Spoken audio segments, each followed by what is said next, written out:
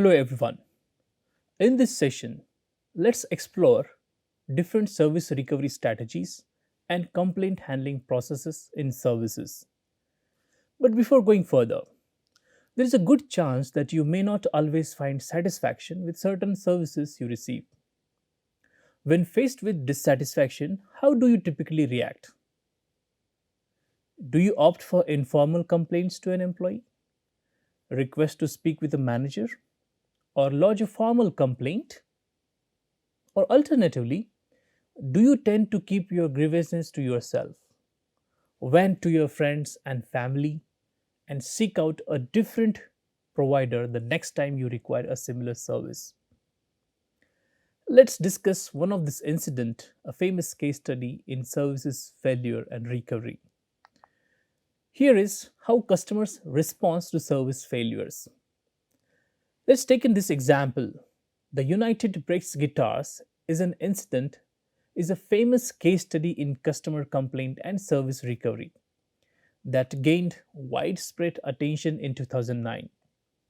It involved Canadian musician Dave Carroll, who witnessed United Airlines mishandling of his guitar during a flight transfer, resulting in a significant damage to the instrument. Despite Carroll's efforts to seek compensation and repair costs from United Airlines, he encountered resistance and lack of acknowledgement of responsibility from United Airlines. Frustrated by the airline's dismissive response, Carroll decided to channel his grievances into a creative outlet by writing and recording a protest song titled United Breaks Guitars. The catchy and humorous music video depicted Carroll's experience and dissatisfaction with the United Airlines customer service, and it quickly went viral after its release on YouTube. Have a look at this particular song, which is titled as United Breaks Guitars.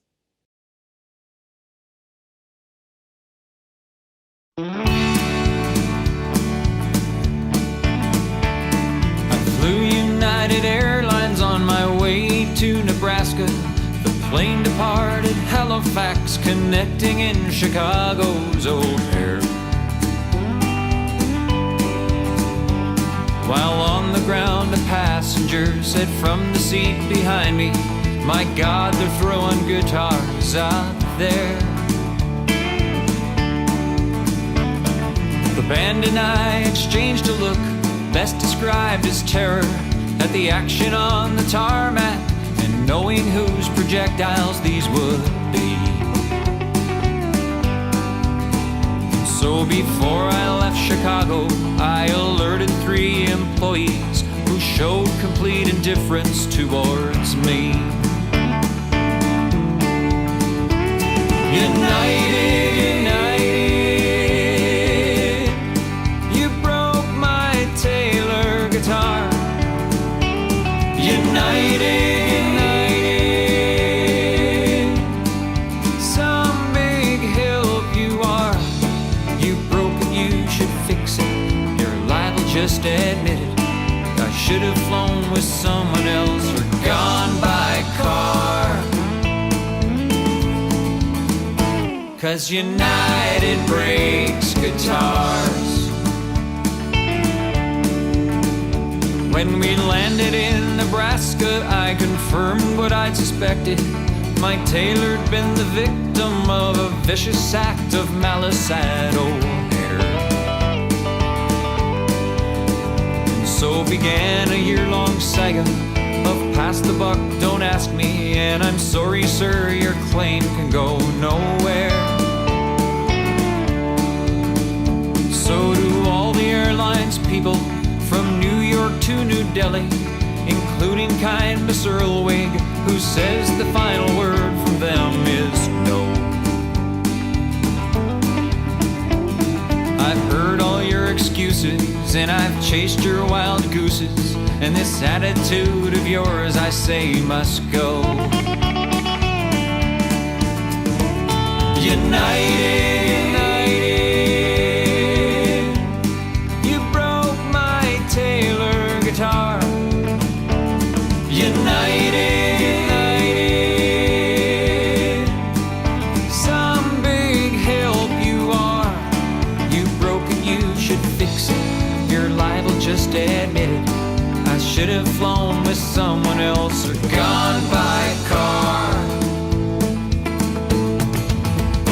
'cause United breaks guitars. Well, I won't say that I'll never fly with you again, 'cause maybe to save the world I probably would, but that won't likely happen. And if it did, I wouldn't bring my luggage, 'cause you'd just go and break it into 1,000 pieces, just like you broke my heart when United breaks guitars. United, you broke my Taylor guitar. United, some big help you are. You broke it, you should fix it. You're liable, just admit it. I should have flown with someone else or gone by car, 'cause United breaks guitars.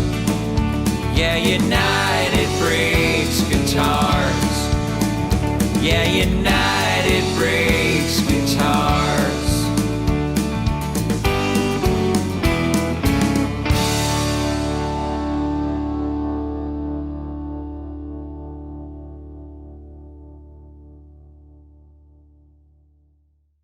So, the song's widespread popularity and media coverage brought immense negative publicity to United Airlines, highlighting the power of social media in amplifying customer complaints and influencing public perception. The incident underscored the importance of effective handling of customer complaints and service recovery in the digital age, where disgruntled customers can easily share their experiences with a global audience. Ultimately, United Airlines' reputation suffered as a result of the incident, and the airline faced significant public relations challenges in rebuilding trust and restoring customer confidence. The United Breaks Guitars case served as a cautionary tale for businesses or service providers about the importance of prioritizing customer satisfaction, addressing complaints promptly and empathetically, and implementing robust service recovery strategies to mitigate the impact of negative experience on brand reputation. So, with this example, let's move on to the next point. So, customers usually take one of the three actions when they encounter a service failure, as shown in this particular chart given by Witts and Lovelock. So, through this chart, Witts and Lovelock suggest that there are three major courses of action a customer may take in response to a service failure. First, take some form of public action like complaining to the firm or to a third party, such as a customer advocacy group or consumer affairs or regulatory agency, or even civil or criminal court. Second route of action is taking some form of private action. For example, abandoning that particular supplier or service provider. And third action is to take no action. So, as shown in this particular diagram, one question arises: why do customers complain even at the first place? As shown in this particular diagram, there are four major reasons that shows why do customers complain. The first one here is to obtain a restitution or compensation.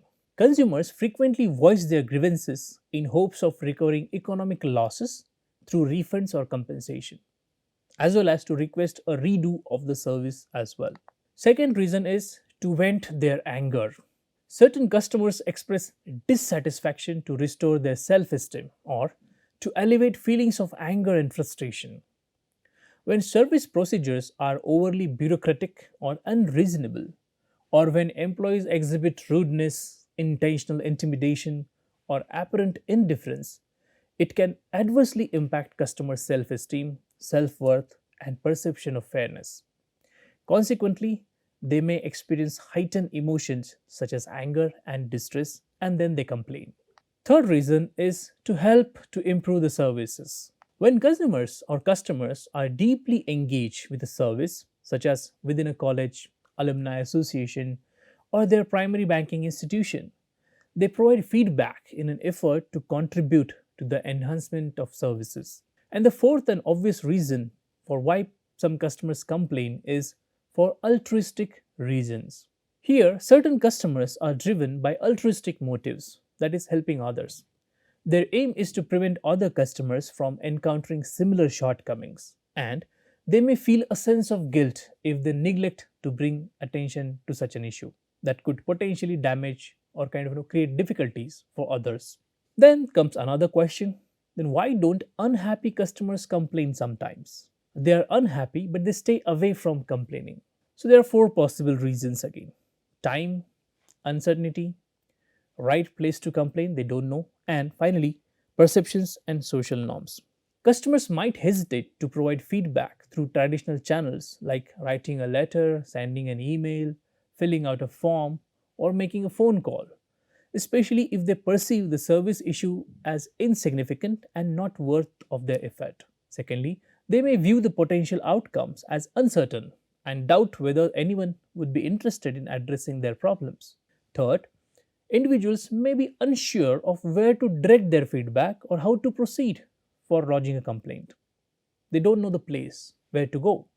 And furthermore, many people or customers find that the act of complaining is uncomfortable and they fear confrontation, particularly if it involves someone they know and may interact with again in the future. So the next question comes is, who is most likely to complain?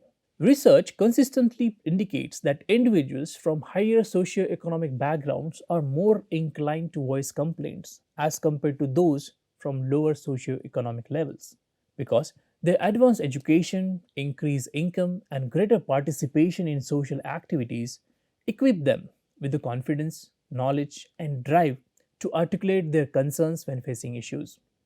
Moreover, those who engage in complaining tend to possess a deeper understanding of the product or service in question. So, knowledge of product or service is also a crucial factor. Now, next question comes, where do customers complain? Moreover, although customers tend to use interactive channels such as face to face encounters or the telephone when they want a problem to be fixed, they use non interactive channels to complain, for example, email or website. But that is only 1%.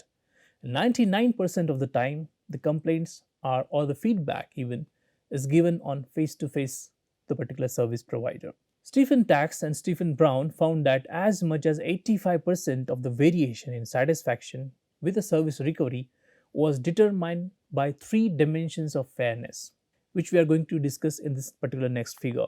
This figure represents three dimensions of perceived fairness in service recovery process.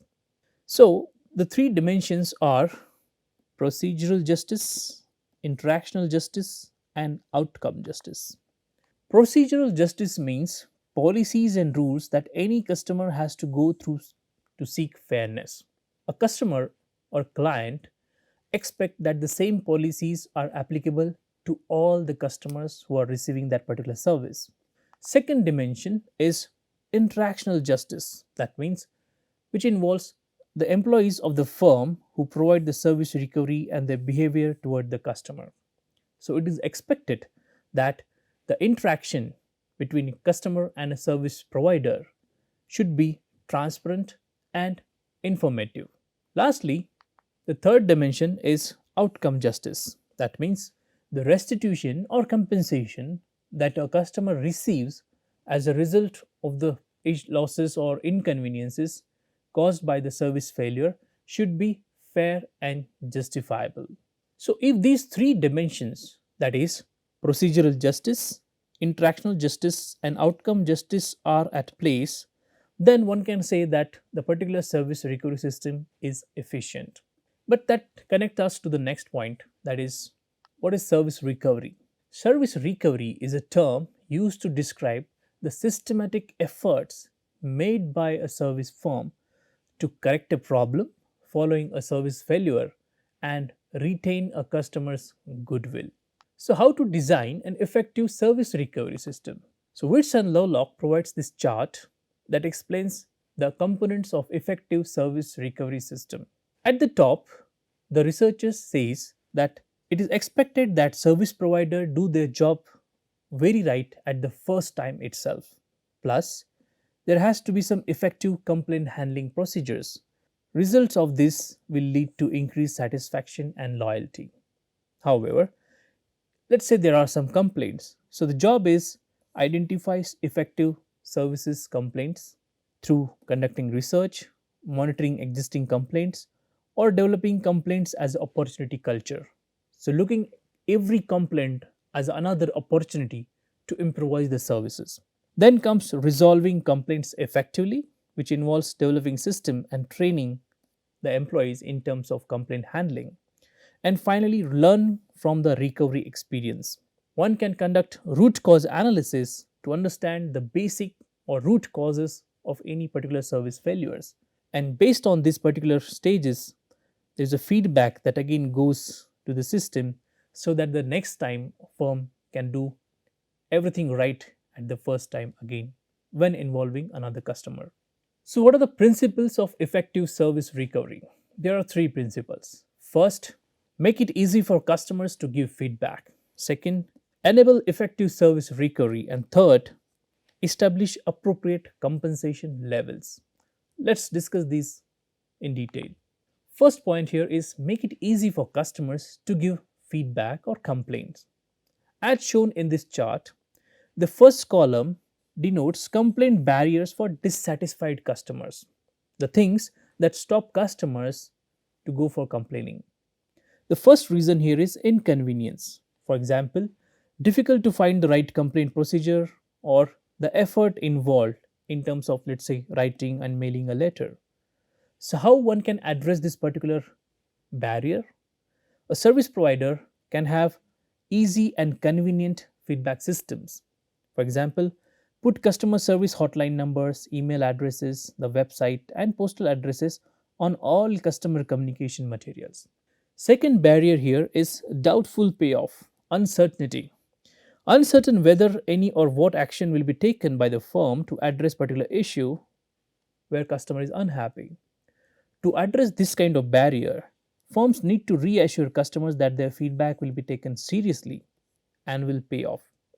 For example, have service recovery procedures in place and communicate this to customers, feature service improvements that resulted from customer feedback, and so on. Third barrier for customers or dissatisfied customers to complain is unpleasantness, maybe because of fear of being treated rudely or fear of being hassled or even feelings of embarrassment. To address this challenge or barrier, firms need to make providing feedback a positive experience for their customers. Thank customers for their feedback or train service employees not to hassle and to make customers feel comfortable, or even going for allowing an anonymous feedback on the services. So these are some strategies to reduce those complaint barriers. Now, the next element is enabling effective service recovery, another principle of creating excellent service recovery processes. Here, there are four things to be followed. First, with respect to employees, they need to be proactive. So, service personnel should be sensitive to signs of dissatisfaction. So, they should proactively identify the triggers and signs of dissatisfaction. Secondly, planning or have some contingency plans. Contingency plans have to be developed for service failures, especially for those that occur regularly and cannot be designed out of the system. Third, train manpower or personnel. Build confidence and competence among frontline staff, enabling them to turn distress into delight. And finally, empowering your employees or frontline staff. Employees need to be able to make decisions and spend money in order to resolve service problems promptly and recover customers' goodwill as well. The third principle of designing effective service recovery system deals with establishing appropriate compensation levels. Here, it's important to understand how much compensation should a firm offer when there has been a service failure. To address this question, firm needs to answer three questions. What is the positioning of your firm? How severe was the service failure? And who is the affected customer? What is your company's positioning? This question deals with, for example, if a company is renowned for its excellence in service and commands a premium price for quality, customers will anticipate rare instances of service failures. Consequently, The company should actively strive to rectify any occasional failures and be prepared to offer significant value as compensation. However, in a mass market business scenario, customers are more likely to accept a sincere apology and a reworking of the service. Coming to the second question, that is, how serious was the service failure? The general principle is to match the severity of the failure with the appropriate response. Customers typically expect minimal compensation for minor inconveniences, where a heartfelt apology suffices. However, if the failure results in substantial damage in terms of time, effort, frustration, or stress, a much more substantial compensation is warranted. Coming to the third question, who is the affected customer? Established customers with a long term relationship and significant spending at a service provider naturally expect a higher level of compensation, and it is beneficial to make efforts to retain their businesses. On the other hand, one time customers tend to have lower demands and economic significance to the company. Therefore, while compensation for them can be less, it should still be equitable. There is always the potential that a first time customer could become a loyal repeat customer if they are treated well. Let's listen to Ron Kaufman, a leading author on service recovery, about his views on what are the three steps for a successful service recovery. Have a look at this particular video.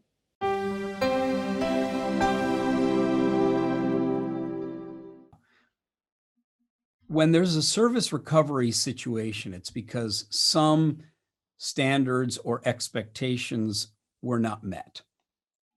And by the way, sometimes those standards and expectations may not have even been clearly articulated and agreed upon between the customer and the service provider in the first place. They can literally emerge during the delivery of service itself. But however it arises, if there's a service recovery situation, the customer's experience or the internal colleague's experience is one of dramatic drop. Like, this is not a good situation. There's a negative assessment in the space. So then there's three components to a successful recovery in service, and at least two of them involve that individual component. The first, though, is fix the problem, address the issue, solve what's incorrect, especially if it's in any way life-threatening or urgent or seriously consequential in that manner. Just do the repair. And some people say, well, I fixed it, so that's the end of the recovery. That's nowhere near enough, because the human being who experienced the negative impact is a human being. It's not just the problem that emerged that then got solved. And so the second stage is express genuine concern. And that's the authentic human. It's the tone of voice. It's the empathy. It's the committed caring. It's letting them know, I'm a human being over here, knowing that you, a human being over there, experienced some negative consequence. I am genuinely sorry about that happened, or that you had that experience, and I'm here to help address this. Hence, we've taken care of the problem. Now you know that I'm genuinely concerned. But the third, of course, is the opportunity that a service recovery situation presents, which is when someone's expectations drop like that, and you recover by solving the problem and say that you really care, you might just get back to where you were, but that doesn't erase the that happened, the drop, that rocky moment when you're down on the mat, right? And that's the moment to do something unexpected, something extra, something a little more, something surprising. And that doesn't mean giving a bigger discount. It could be something just like you call them the following day and say, hey, I'm just touching base and following up. Did everything work out okay? Great. I'm really glad to hear that. By the way, you can reach out anytime you need. Well, what's that got to do with solving the problem? Nothing. The problem's already solved. But what has it got to do with that bit of extra effort towards the person who experienced the drop? All right. Of course, in luxury dining, which you're familiar with, oops, something went wrong. The dessert is on us. Or, I know you bought this bottle of wine, but I thought I'd bring you a taste of that and one that's quite a bit more expensive. But, we'd love to offer you that bottle on the house tonight. Whoa. I mean, all that kind of stuff, you don't build it into the process. You just say, well, there is that third component, which is something extra. And that's where you want the individual to have been sensitive to the customer, to design what is the right something extra that's going to work for that customer. Now let's discuss some successful service recovery examples. And the first here is, of course, from Ritz Carlton. the best service recovery story ever. Have a look at this particular video. When service failure happens, and it does happen, you need not resign yourself to turning that customer into a detractor. Because if you overcorrect on the recovery, you know what you're essentially doing? You're creating another peak. And if it's a really tall peak, it far eclipses the negativity of the failure itself, and it becomes something positive that people remember. I want to tell you a story that illustrates this concept. It is the best service recovery story you will ever hear. Do I have your attention? And I know it's a true story because it happened to me. It is a personal story. So here's the scoop. My wife and I were staying at a Ritz-Carlton in Florida. We were there because at the time I was working for a large financial services company, and they had their big annual shindig for their top salespeople. You know, and you know these things. These are, big to-dos. They bring in the CEO. They bring in the board of directors. I mean, you got all the bigwigs there. It's a big deal for these folks. And part of the event, on one night, they have a formal black tie dinner. Now, for guys, it's easy. You just rent the tux. Or if you own one, you just take it out of your closet. But for women, it's a bit more difficult because they need to find the right dress, the right formal evening gown. So for several weeks before we left, before the trip, my wife searched high and low for the perfect evening gown.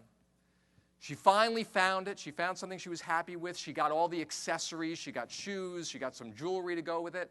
She was all set. She was happy. She was going to look great at that black tie event. So we pack up our bags, and we go down to Florida. We arrive at our hotel at the Ritz-Carlton. We unpack the bags. My wife takes her dress out and discovers that in transit, it got all wrinkled. So she sends it off to the Ritz-Carlton dry cleaning service to be pressed. Well, the next day, the dress comes back, and I kid you not, it's the size of a Barbie doll. They shrunk that baby down somehow. I mean, there's no way that my wife is going to be able to wear that. Now, I am not a woman, but to hear my wife tell it, this is the doomsday scenario. I mean, it does not get worse than this. This is even worse than showing up at the black tie event and finding somebody wearing the exact same dress. I mean, this is the nightmare scenario. Because for weeks, she searched for the perfect dress, and now the event, just days away, she has nothing. Well, so I call down to the front desk, and I tell them what happened. And a few minutes later, I get a call from the Ritz-Carlton hotel manager. And we talk about what happened. And you know what he says to me? He says, "Mr. Pico, I am going to take care of this for you."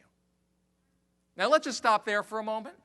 How often is it in this world that you hear people take ownership and accountability like that?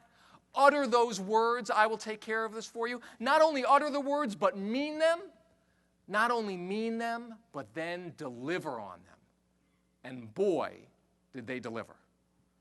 Because what they did is they whisked my wife off in a limousine, and they took her to the nearest Nordstrom, where they had arranged for a personal shopper to spend the entire day with her, picking out a new evening gown, getting it tailored, buying all of the accessories, the shoes, the jewelry, whatnot. And my wife spent the whole day there, and she was happy with what she found. She was really happy, felt good about it. The Ritz-Carlton paid for the entire thing. The limo, the new dress, the jewelry, the shoes, the accessories, all of it. They paid for the entire thing. Pretty cool, huh? Wait, it gets better. So we go home, and the next day comes, and it's the day of the event. The event starts at 6 o'clock.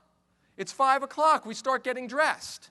My wife puts on the dress, and I hear an audible gasp.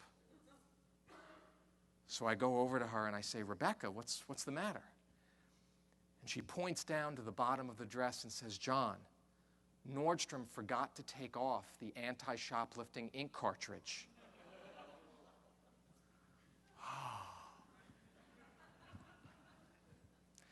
So quick thinking husband that I am, I say to her, well, Rebecca, don't worry about it. If anybody notices it, just say it's like the latest, latest fashion accessory from the runways of Milan.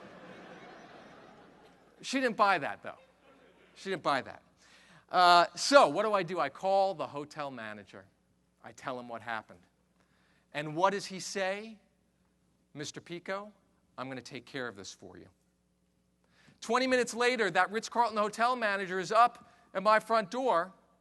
He knocks on the door, and I see beside him, he has a Nordstrom employee who he summoned to the hotel with the ink cartridge removal device.